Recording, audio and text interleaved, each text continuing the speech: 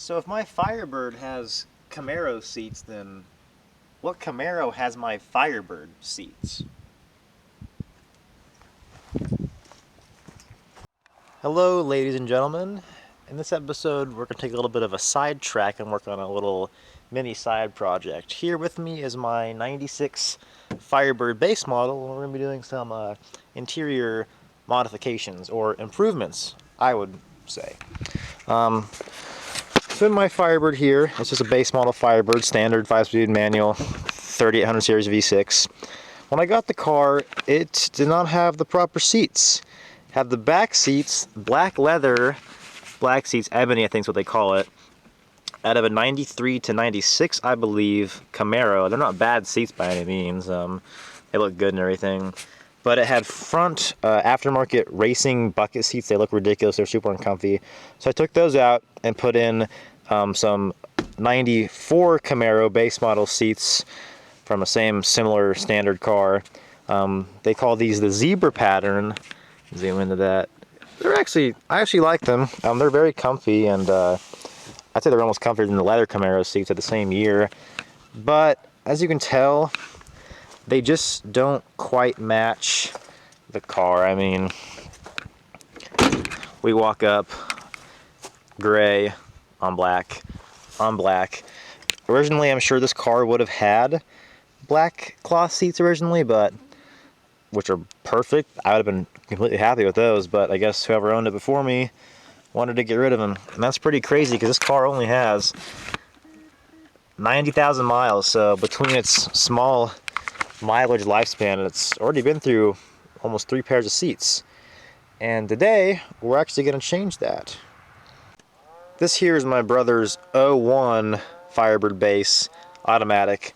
Same spec though, base model, single speaker, cloth door cards, power windows though, which is nice to have, with the actual original cloth seats. Again, you can see the back ones there. Again, these seats are honestly very comfortable. This is a very comfortable car, just even daily or road trip. I mean, plenty of bolstering, padding here. I will say, I think the Firebird seats sit a bit lower than the Camaro seats. I mean, I'm in here right now. I just kind of feel like I'm a bit lower to the steering column just a bit. But again, they look really good. They match everything nicely, and they're super padded and comfy. Pontiac's always been kind of good with their seats. So that's what they would have looked like somewhat originally, just the previous kind of Firebird seat design. I've actually just acquired a full set of black leather O2 Trans Am seats. Now these things are fully optioned out. They have vacuum pump bolstering. It'll hug you basically in 2 different spots. All power, all the power movements, all that fancy stuff. So this will actually be a step-by-step of how to install a set of power seats. And of course the back seats are all the same in these cars though. But mostly the front power seats of a Trans Am, or I guess SS Camaro if that applies at all, into a base model Firebird that would have only had standard mechanical seats. So it's going to involve taking apart the cluster, your armrest and everything, and doing a bit of wiring. The carpet might be taken up a bit as well, but we're going to do it right so we know it works good and looks good and functions good. So we'll start by getting these puppies out and taking our center console apart, and of course the back seats as well, and I'll show you guys how it's all done. Alright, so the first step here is to get our driver and passenger seat out of the car to get to our center console and the carpet and everything. First step I recommend is to kind of put the seat in a further-ish back position. That way the seat rails are not in the way of the front 2 bolts. This is kind of my driving position, so it's actually perfect, so I can actually get to these bolts with a wrench and everything. And the back bolts, you can see in there, also not too hard to get to. And if not, at least move the seat back more first and then get those bolts out and then kind of move it back up. Otherwise you should be okay. And these are going to be 13mm sized bolts for your seat hold down bolts. So yeah, for that, the back left bolt here, we do have to have the seat all the way up, otherwise this black plastic trim gets in the way of our wrench here. If you have an end wrench, you could definitely get on there without moving that, but it's just a lot quicker that way. So yeah, it's got to be all the way up. Now that our 4 bolts out, the next thing to do to free the seat is to remove the 2 screws holding in the seat belt ring. From factory, they'd be 2 Phillips head. In this case, I lost one, so one's a flathead, but those will screw right out. So, yeah. Okay, now that our seat is free from the car, I gotta wrestle it to get it out. There's really no rhyme or reason to this. I kind of move it back more, all the way back wouldn't hurt. Pivot this up. Just gonna have to grab it by the base, lift up, and pull it out like so. I have T-tops off, so it makes it a bit easier to remove. So we can carry that, sit it in the grass so we're not getting rocks in it. Okay, the passenger side is the same process. However, I will mention, instead of sliding back with the spinny thing, it's this lever you pull to the left-hand side. It has a more powerful spring, so yeah. And there's these rubber protector nubs, I guess what you call them, so you don't like nick anything or get anything caught on there. Those are a factory deal. The driver's side doesn't have them for some reason, so just get a screwdriver or a knife in there and just pry those things off if you have them. And there's our nice shiny bolt. But yeah, and this one has 4 of them on each seat bolt, so you got to take those out as well. All right, now our driver and passenger seat are removed. Some things to note here: there is a slit where the wires would have been run if it was a power seat optioned car. So we do have a little spot that we're going to cut our own carpet.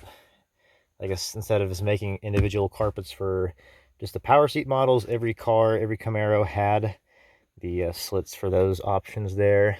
All right, the next step is to remove our back seat lower cushions. So there's only 1 bolt holding these things in.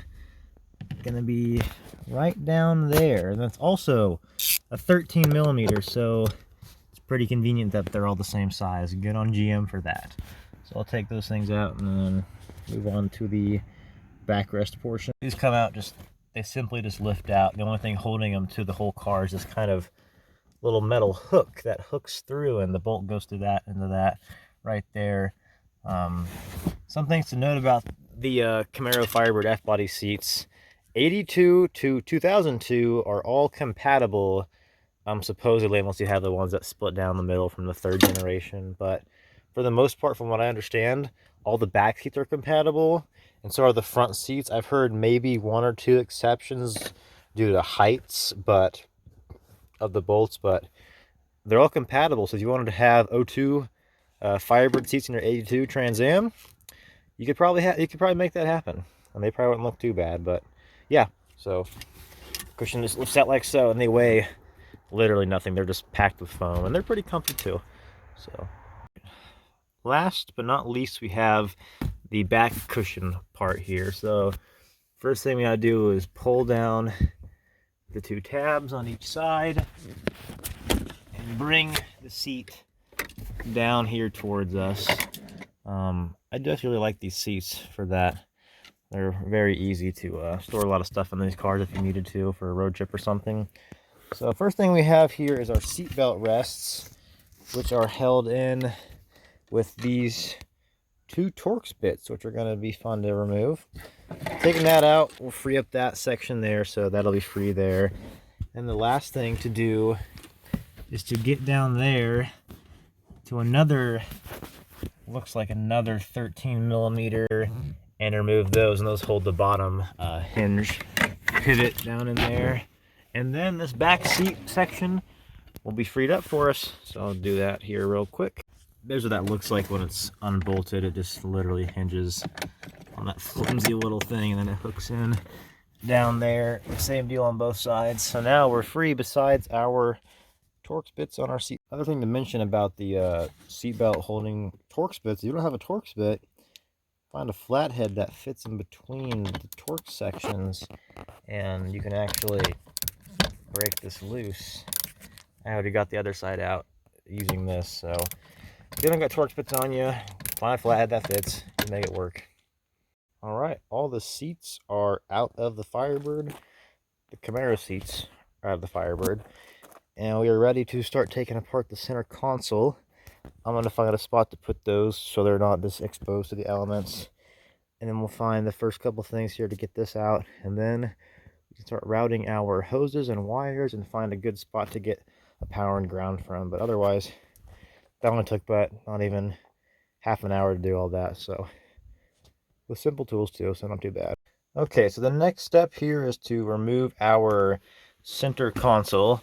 The first thing you're going to do obviously is to clean all your stuff out of your armrest cubby, and there you'll find a couple bolts, so we'll remove those first. And those are going to be 10mm bolts as well. If the bolts have never been removed before, chances are they're going to be a little bit rusty and a little bit tight, so do keep that in mind. If you have replacement ones, I'd probably replace them or at least paint over the rust so they look nicer, but yeah, little gross. We're then going to want to remove our ashtray, or quarter tray in my case, our cigarette outlet or lighter, whatever you might have in there,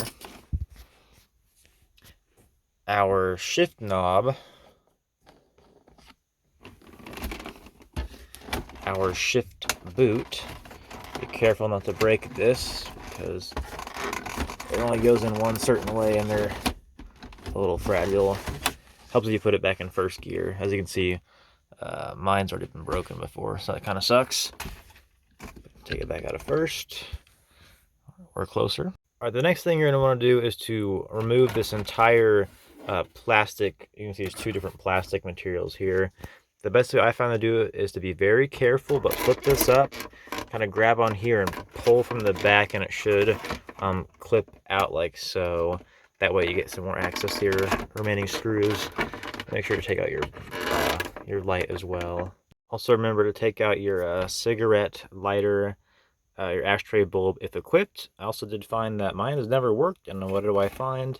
A burnt out 194 bulb, so I'll be replacing that and having an extra light, which will be pretty sweet. The final bolt to remove is going to be this one here next to this nickel, which is also a 10mm bolt, and that should free up our entire center console. Now that the last bolt is out, only 3 bolts actually holding this entire thing in, believe it or not, we should be able to free this thing up. Our cigarette outlet is going to also be stuck in there, so I'm going to figure out how to, okay, that is unclips like that. You literally just tug it out and it's out.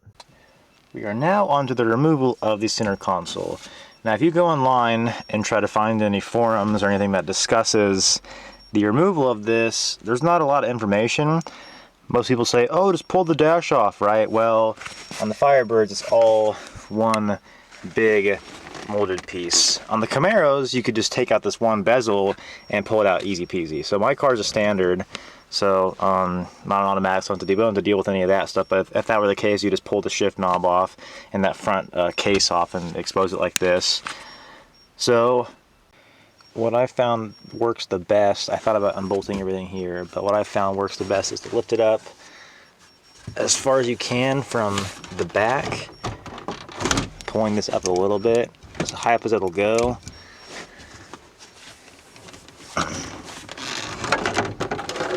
And just undoing the spring on the parking brake. It clips into that metal right there, if it'll focus.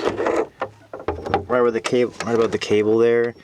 It clips into that. Get a screwdriver or something, bend it out of the way, and that way your brake can go up super duper high.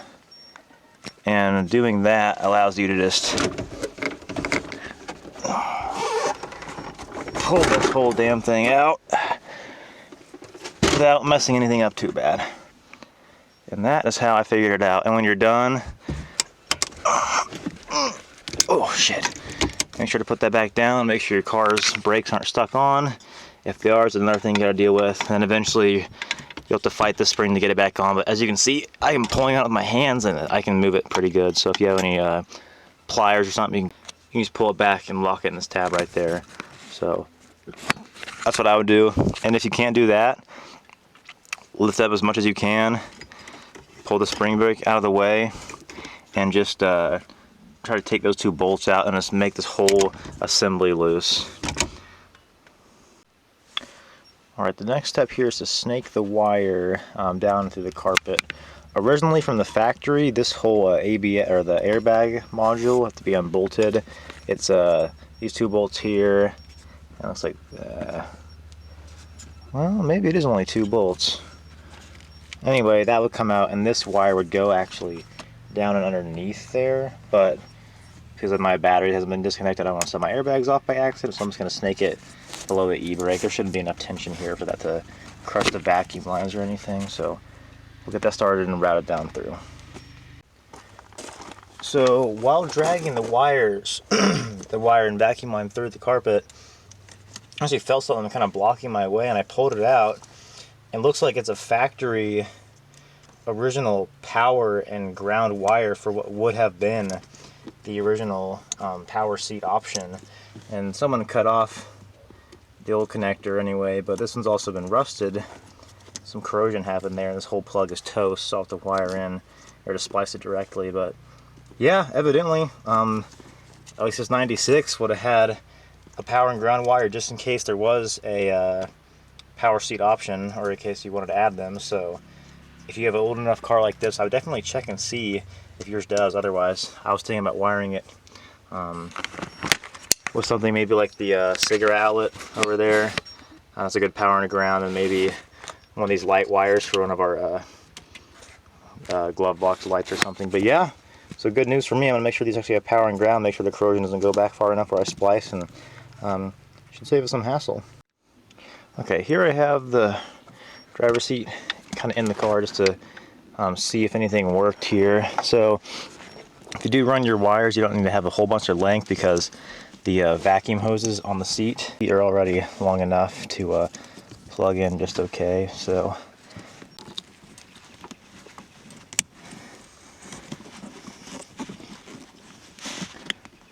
okay, tell me the truth.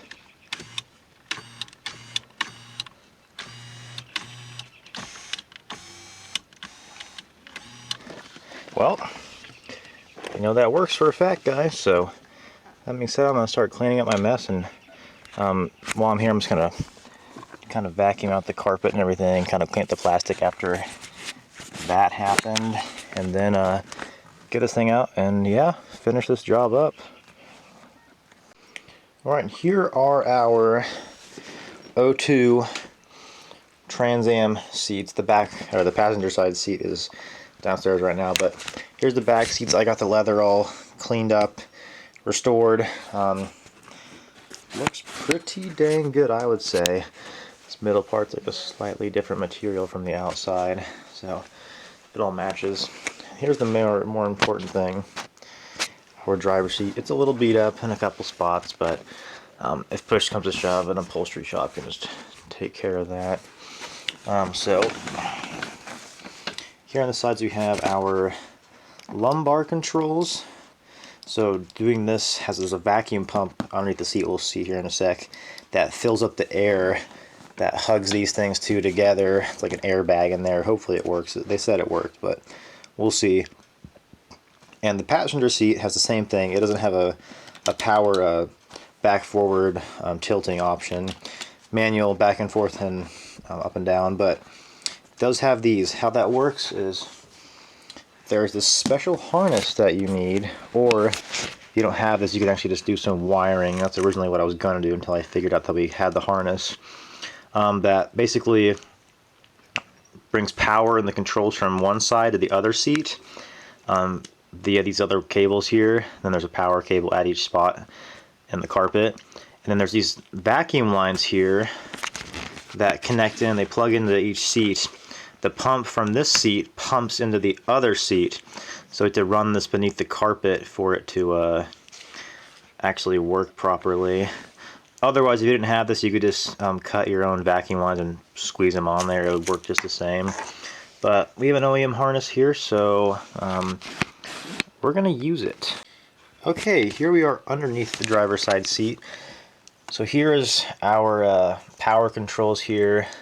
Again, there'd be a plug that powers all this stuff coming out of the carpet, and then it would reach across into the carpet and snake to the passenger side. So that's what that looks like. If we didn't have that new wiring harness, we would just cut these wires and splice in just a hard line there. But here we have our seat motors, and then we have our vacuum pump right here. So you can see that yellow hose coming out. That's actually the vacuum line, and it goes into these two right here, which then I believe route up into the seats somewhere. And then right here is our passenger side connector, so we plug in with that new harness. If we didn't have that harness, we would just cut right here and here, get us a vacuum little splicing deal. You can get the part store, super easy to get, cheap too, and do it that way. So it looks like, yeah, that one goes into here. I'm guessing it just, okay, yellow one goes up into here, then this one snakes up into the back side of the seat. But yeah, kind of a unique thing. I didn't know that they even had this or did this, so when I figured that out, I was like, oh, that's actually kind of cool. I didn't think the Trans Am would have something nice like this. I will say the seat is very heavy, so if you don't want a lot of weight in your race car V6 Firebird, then I wouldn't recommend this heavier seat, but I think it'll be comfy, so I'm going to put it in. Plus I got it for a killer deal, $200 for the full set. They're a little rough in some spots, but honestly, an old car, so what do you expect? But yeah, plus the Trans Am's had this cool like fin detail right there. It's kind of sick. Yeah, so I'm kind of grease up these areas here to get, make sure everything's sliding how it should. We'll get the old seats out and take the carpet out, center console out, and do some wiring. Show you guys how to do this, and if you don't have the harness, how to do a DIY kind of version. I'll show you guys what you need to get for that and where to run some power wires. Because it's a base model Firebird, we don't have a set of power and ground wires coming out of the carpet, so we got to figure out how to tap into the fuse blocks to get our own new custom power and ground for this thing to work how it should. Otherwise, it'll be a bunch of fun. So we'll go back outdoors and get started on this. Forgot to mention another cool thing about the Pontiacs, because they're a little more sporty and utilitarian. They actually have this really cool net on the back on this hard plastic shell as opposed to being all leather.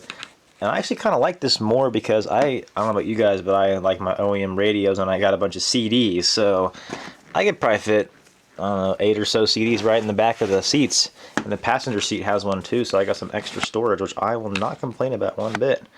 If I want to get a new seat that'll stick my hand, reach around the seat, find one, pull it out, put it in. So pretty cool little feature with the Pontiacs there. I do quite like that over the Camaro seats.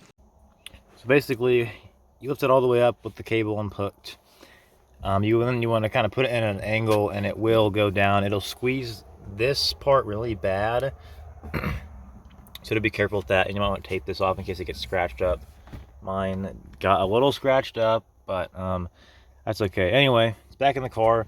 We're going to pull up on the e-brake a little bit here, just enough so we have enough room to actually lift this thing back up a little bit and get back to our spring.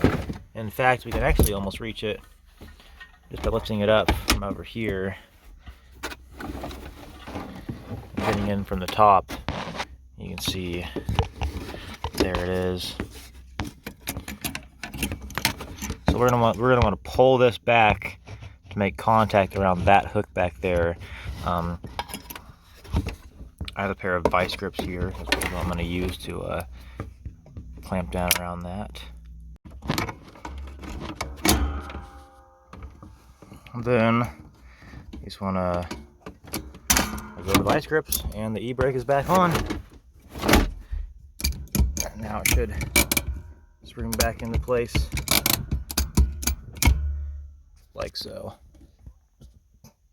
So yeah, now we can start putting the bolts back in here and everything, and get everything situated back together. Otherwise, seems like a bit of a hassle, but if you can get that spring up just enough with your e-brake on, you should be just fine. We're still installing and removing this. Just be wary about, you know, scratching up or chipping the plastic on your radio bezel area.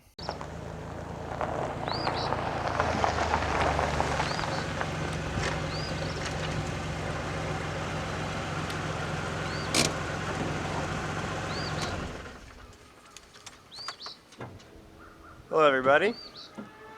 As you can see, the Trans Am seat installation was in fact a success. And I'd say it's a pretty good one too. So let me get in here and show you what it looks like.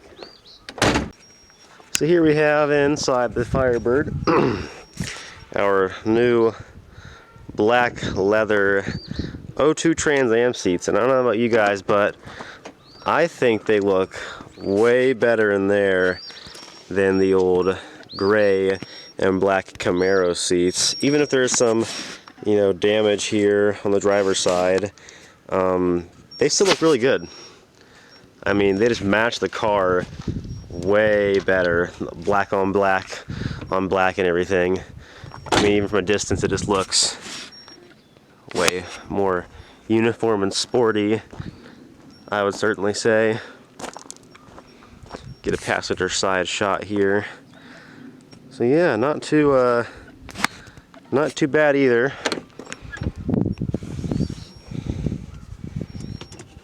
The T-top's off, it looks. It's ready to hit the open road. So back seats here, pretty good too. And I'd say they're pretty comfortable.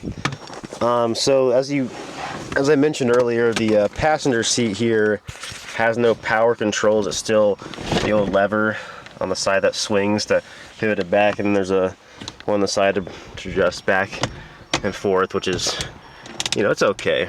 It's fine. Turns out the vacuum pump for the lumbar is actually on the passenger seat. So the passenger seat has the pump. So when you pump this thing up,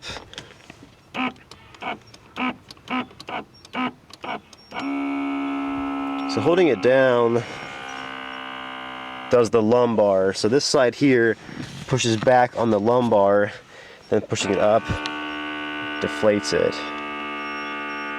I think. Yeah.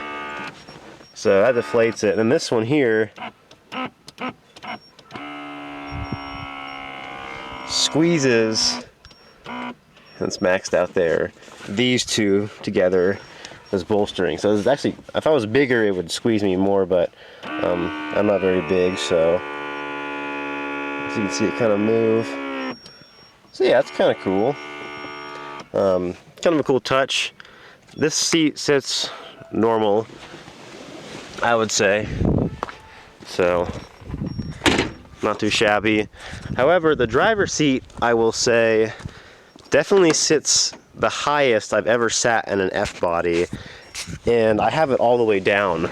So right here, this is about my eye view here. I can see the hood.